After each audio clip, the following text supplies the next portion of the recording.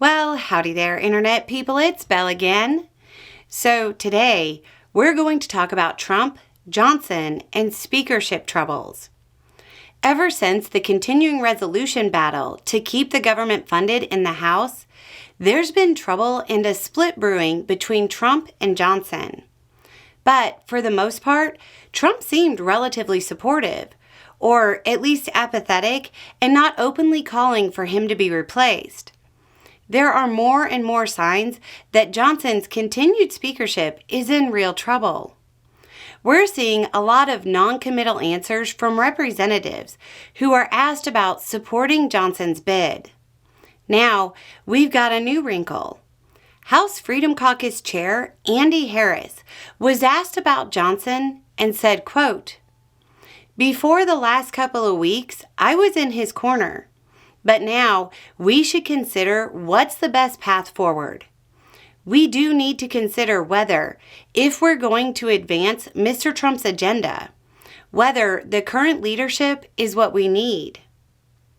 That's a public split from a faction of the Republican Party in the House that is strong enough to block his speakership.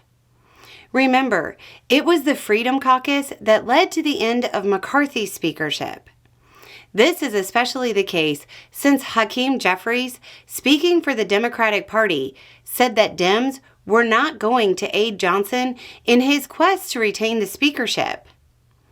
When you count up the majority and then subtract the expected resignations, Johnson can only lose one Republican vote and keep his job. Representative Massey of Kentucky has already vowed to vote against him. That puts Johnson on very thin ice. Now, he might still be able to pull it off, but it currently seems pretty unlikely that he pulls it off cleanly and easily. That means no matter what, no matter who ends up speaker, there will be disagreements and there will be hard feelings. Those hard feelings are likely to carry over into internal politics afterward. There's also the chance that it creates a lengthy delay in choosing a speaker, which could delay certification of the electoral count.